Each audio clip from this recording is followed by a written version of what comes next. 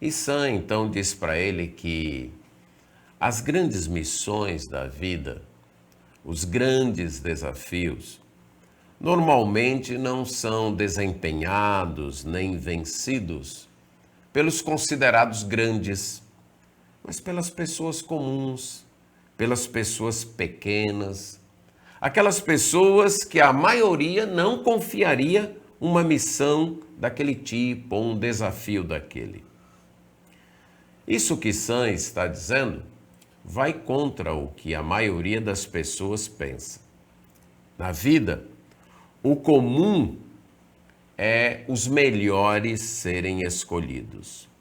Quando se tem uma grande missão, quando se tem um grande desafio, uma grande tarefa, procurar os melhores.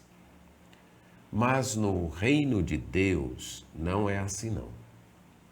No reino de Deus, normalmente os improváveis são os escolhidos para desempenhar grandes missões. Deus escolhe os improváveis e os anima, dizendo: não temas. Um exemplo disso aparece em Juízes, capítulo 6, é narrado lá no capítulo 6 de Juízes, que é a escolha de Gideão para liderar e libertar os israelitas das mãos dos midianitas. Vamos ler o capítulo 6, dos versos 1 a 24. Fizeram os filhos de Israel o que era mal perante o Senhor, por isso o Senhor os entregou nas mãos dos midianitas por 7 anos. Prevalecendo o domínio dos midianitas sobre Israel, fizeram esses para si, por causa dos midianitas, as covas que estão nos montes e as cavernas e as fortificações. Porque cada vez que Israel semeava, os midianitas e os amalequitas, como também os povos do Oriente, subiam contra ele. E contra ele se acampavam, destruindo os produtos da terra até a vizinhança de Gaza, e não deixavam em Israel sustento algum, nem ovelhas, nem bois, nem jumentos. Pois subiam com os seus gados e tendas, e vinham como gafanhotos em tanta multidão, que não se podiam contar nem a eles, nem aos seus camelos, e entravam na terra para a destruir. Assim ficou Israel muito debilitado com a presença dos midianitas. Então os filhos de Israel clamavam ao Senhor. Tendo os filhos de Israel clamado ao Senhor por causa dos midianitas, o Senhor lhes enviou um profeta que lhes disse: assim diz o Senhor, Deus de Israel: eu é que vos fiz subir do Egito, e vos tirei da casa da servidão, e vos livrei da mão dos egípcios e da mão de todos quanto vos oprimiam, e os expulsei de diante de vós e vos dei a sua terra. E disse: eu sou o Senhor vosso Deus. Não temais os deuses dos amorreus, em cuja terra habitais. Contudo, não destes ouvidos à minha voz. Então veio o anjo do Senhor e assentou-se debaixo do carvalho que está em Ofra, que pertencia a Joás, a Biesrita, e Gideão, seu filho, estava malhando trigo no lagar para o pôr a salvo dos midianitas. Então o anjo do Senhor lhe apareceu e lhe disse: o Senhor é contigo, homem valente. Respondeu-lhe Gideão: ai, Senhor meu, se o Senhor é conosco, por que nos sobreveio tudo isso? E que é feito de todas as suas maravilhas que nossos pais nos contaram, dizendo: não nos fez o Senhor subir do Egito? Porém agora o Senhor nos desamparou e nos entregou nas mãos dos midianitas. Então se virou o Senhor para ele e disse: vai nessa tua força e livra Israel da mão dos midianitas, Porventura não te enviei eu? E ele lhe disse: Ai, Senhor meu, com que livrarei Israel? Eis que a minha família é a mais pobre em Manassés, e eu o menor na casa de meu pai. Tornou-lhe o Senhor: Já que eu estou contigo, ferirás os midianitas como se fossem um só homem. Ele respondeu: Se agora achei mercê diante dos teus olhos, dá-me um sinal de que és tu, Senhor, que me falas. Rogo-te que daqui não te apartes, até que eu volte e traga a minha oferta e a deponha perante ti. Respondeu ele: Esperarei até que voltes. Entrou Gideão e preparou um cabrito e bolos asmos de um êfa de farinha. A carne pôs num cesto e o caldo numa panela.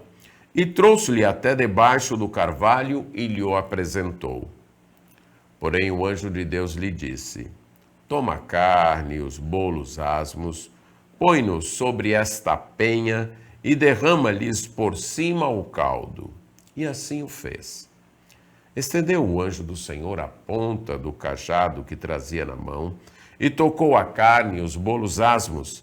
Então subiu o fogo da penha e consumiu a carne e os bolos, e o anjo do Senhor desapareceu de sua presença. Viu Gideão que era o anjo do Senhor e disse: Ai de mim, Senhor Deus, pois vi o anjo do Senhor face a face. Porém o Senhor lhe disse: Paz seja contigo. Não temas, não morrerás. Então Gideão edificou ali um altar ao Senhor e lhe chamou: O Senhor é paz. Ainda até o dia de hoje está o altar em Ofra, que pertence aos abiesritas. Temos aqui um relato no livro de Juízes, seguindo aquele ciclo que sempre ocorreu na época dos juízes, do povo começar a adorar, a flertar com os ídolos das nações em volta, com os costumes, com o estilo de adoração do mundo em volta deles, e daqui a pouco estavam na idolatria.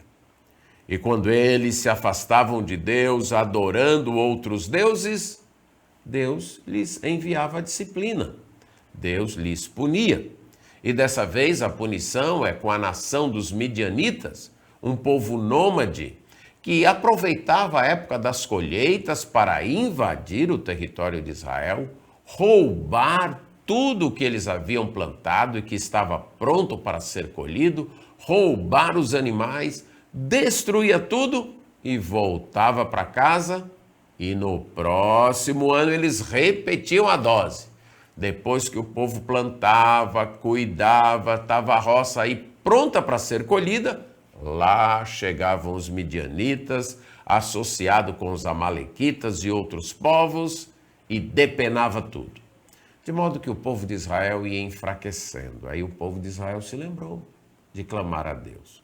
E Deus lhes enviou um profeta e disse: Eu disse para vocês não terem medo, não adorarem aqueles deuses.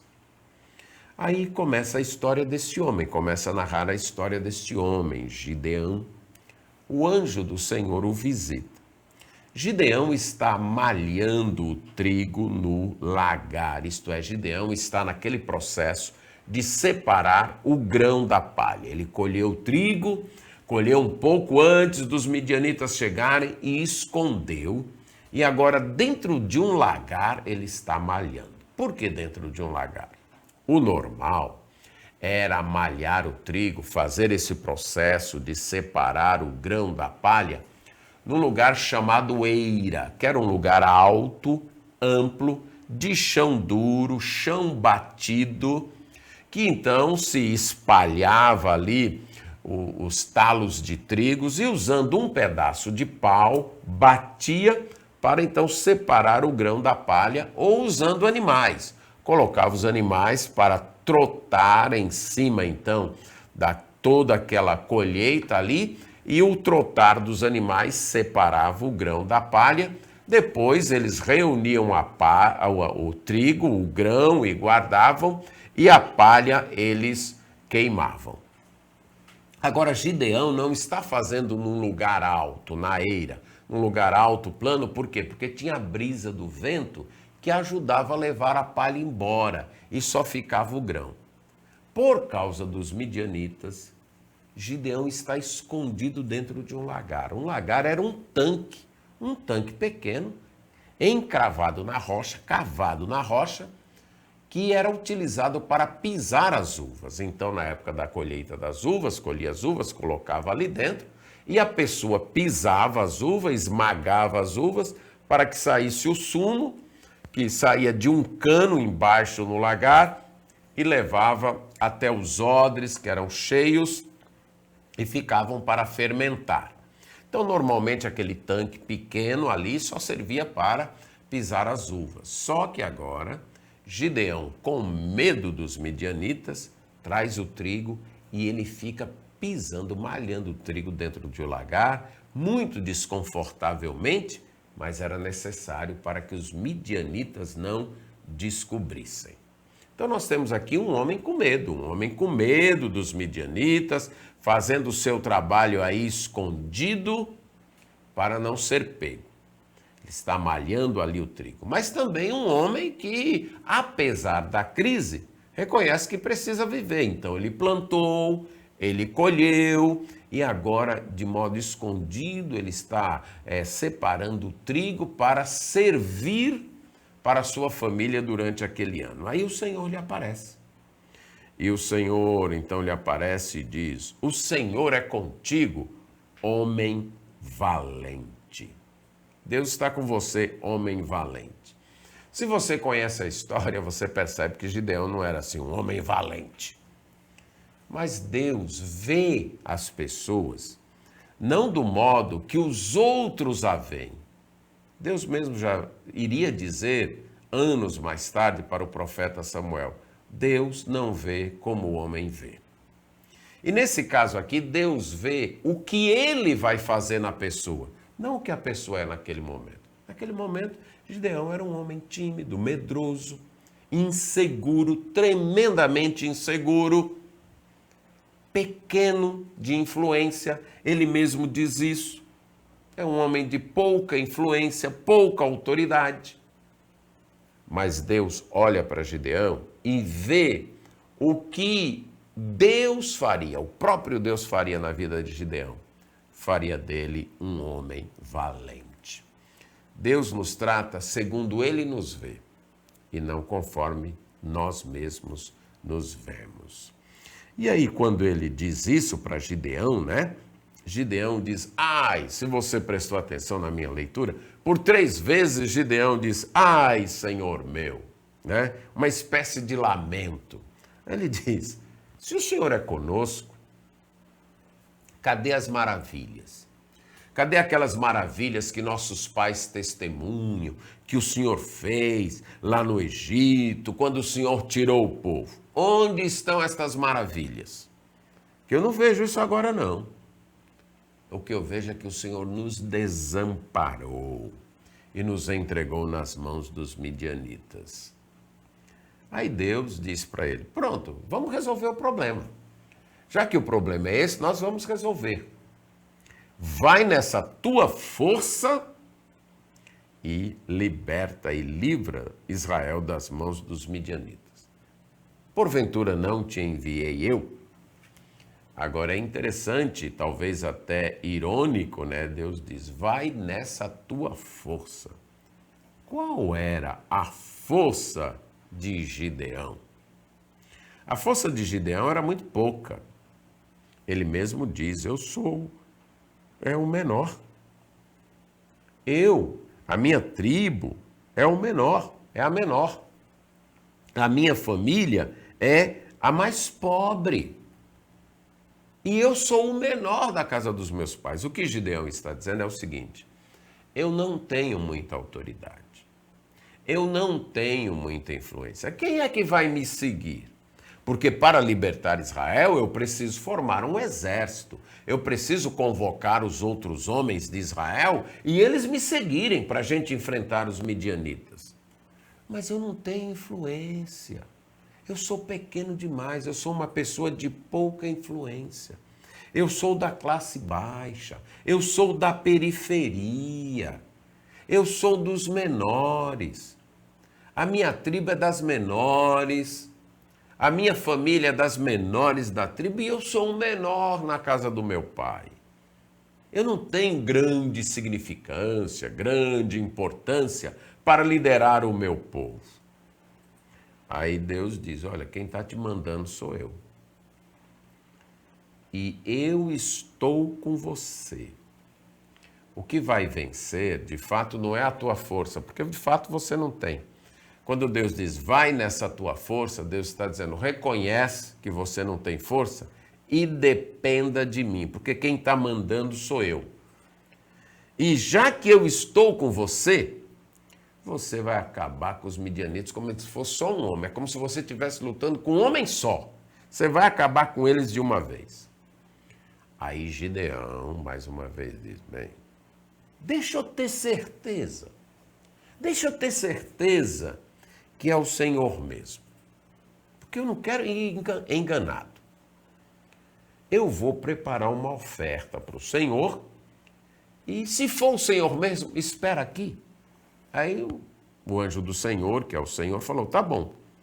Aí Gideão vai, isso leva certo tempo, porque você imagina, Gideão foi matar um cabrito, certo? Normalmente as famílias tinham um animal cevado ali, pronto para quando chegasse uma visita ou fazer uma oferta, ele pega então o cabrito, ele tinha que matar o cabrito, esfolar o cabrito, preparar a carne e fazer o pão. E não era aqui um pão, um bolo, não era algo grande. Ele gasta aqui um efa de farinha, isso corresponde a 14 a 16 quilos de farinha de trigo. Rapaz, era muito bolo, certo? Era muito pão. Agora é sem fermento porque era imediato, né? Naquele mesmo momento ele foi pegar a farinha, amassar a farinha e preparar e não tinha como fermento, não era o fermento químico industrializado que a gente usa hoje. Para você ter um pão fermentado, você tinha que levar certo tempo, de um dia para o outro. Então, como foi imediato, se tornou o pão asmo, o pão sem fermento. Mas era muito pão, 14 a 16 quilos de farinha, era muito pão asmo, que ele prepara um cabrito todo, aí ele pega a carne, coloca num cesto, deixa o caldo ali numa panela e traz os pães. Aí quando ele chega, o anjo do Senhor, tá vendo essa penha, essa pedra aí?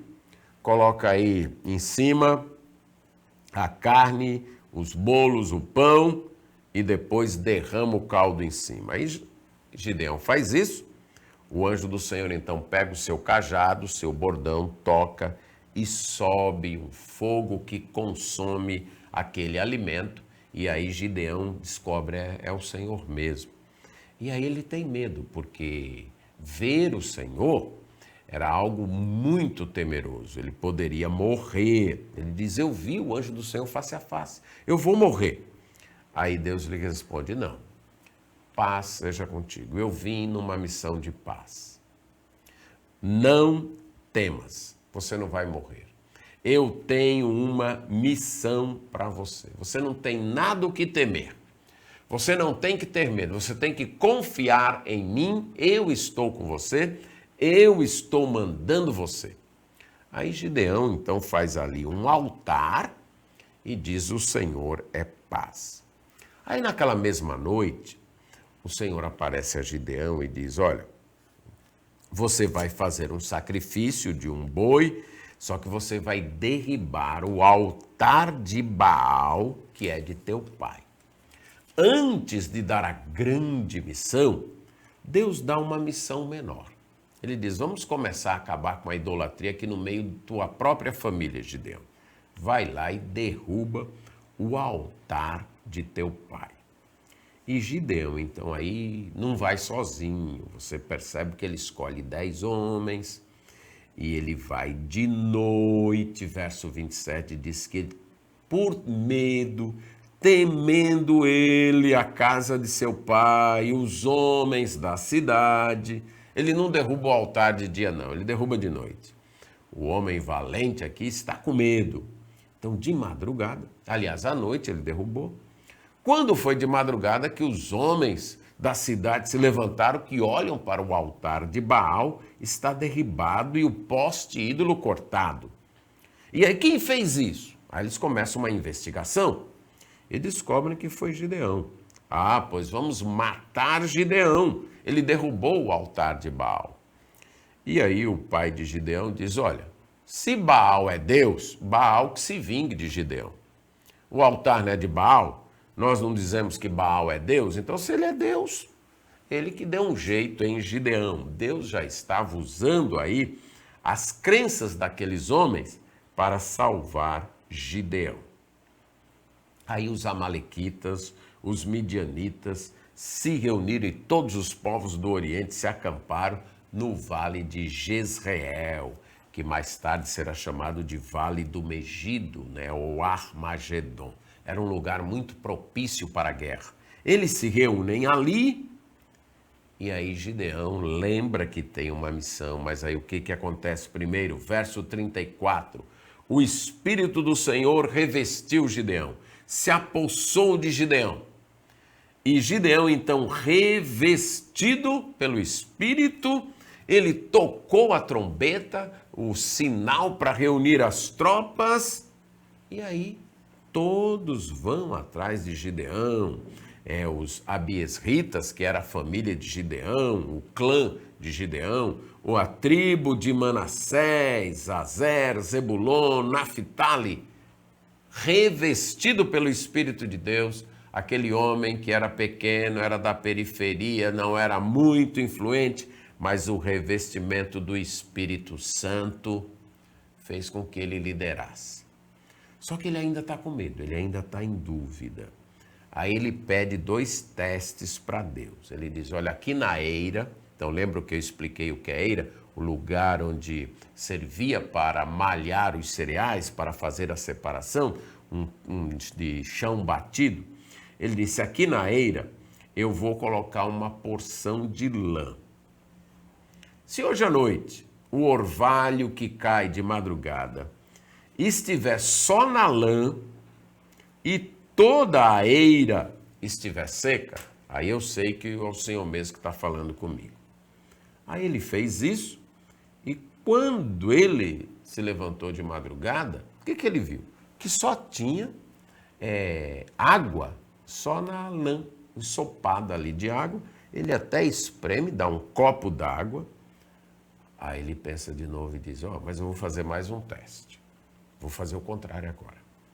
Agora, eu vou deixar aqui a lã e quando acordar amanhã eu quero que ela esteja seca e só no chão é que tenha o orvalho. Aqui é um teste mais difícil, né? Porque você deixar uma lã ao relento e quando você levantar no outro dia, a lã está sequinha e em volta tudo orvalhado, então foi um milagre mesmo. E Deus fez isso. Lá Deus fez isso. Então, se você está acompanhando com atenção, esse é o 3º teste. De fato, podemos considerar o 4º, que Deus livrou Gideão lá de ser morto pelos homens da cidade. Teve a oferta, o livramento de Gideão e agora os 2 testes da lã. Aí Gideão reúne todo mundo, eles vão, Deus diz, olha, é gente demais, Gideão. Gente demais, certo? Eu quero que você saiba que fui eu, né? Normalmente, pessoas medrosas são orgulhosas. O medo é fruto de orgulho. Quando eu tenho medo, é porque eu tenho medo de falhar. E se eu tenho medo de falhar, é porque eu estou com medo do que as pessoas vão dizer.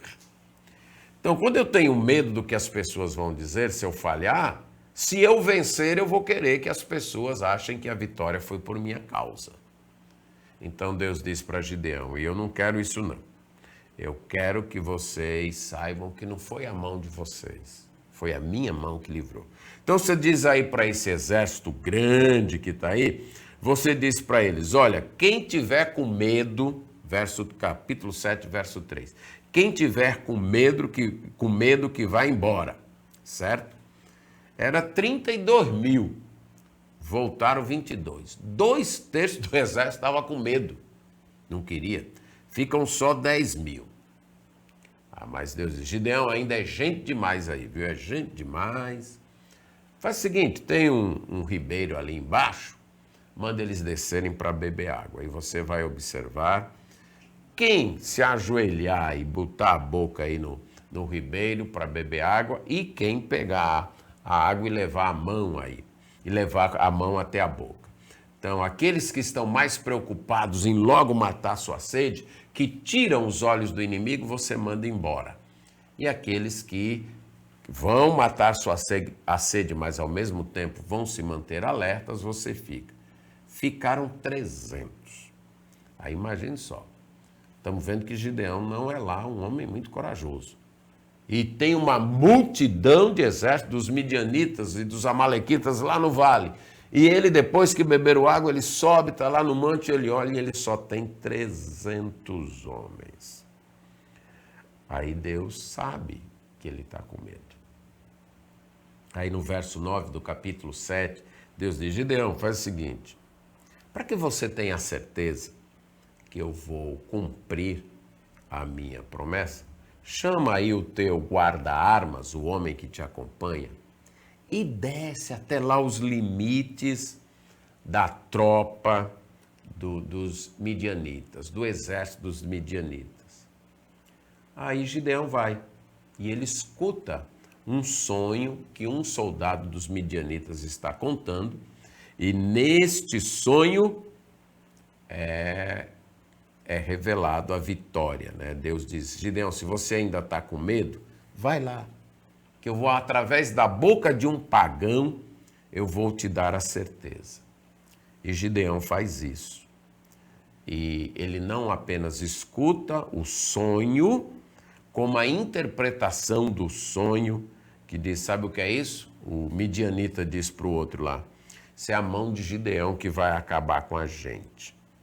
Aí no capítulo 7, verso 15, quando Gideão ouve isso, ele adora a Deus, ele cria coragem, e aí ele organiza aqueles 300 homens e tem a vitória. Deus se preocupa em animar os seus servos. A maioria dos servos que Deus escolhe não é super corajosa, não é super homem, não é mulher maravilha. Deus escolhe aquelas pessoas que estão no seu dia a dia, muitas vezes com medo, como Gideão, malhando o trigo lá no lagar, lutando pela sobrevivência, fazendo coisas pequenas. E Deus pega esses pequenos e diz, não tenha medo, eu estou com você. Você é pequeno, você não tem influência, você acha que não pode fazer muita coisa, mas eu estou com você. Aí ele envia o Espírito dele, capacita a pessoa, e aí nós temos a história de Gideão. Com 300 homens, venceu um grande exército, porque ouviu o não temas de Deus, mas acima de tudo, porque Deus o capacitou e o animou. Não espere ser grande para servir a Deus. Não espere crescer muito para servir a Deus. Sirva a Deus ainda pequeno. Aceite os desafios, sirva a Deus no seu dia a dia, no seu momento, e Deus, quando Deus lhe escolher para uma grande missão, confie nele, escute o não temas dele, e você verá Deus lhe dar a vitória, como aconteceu com Gideão.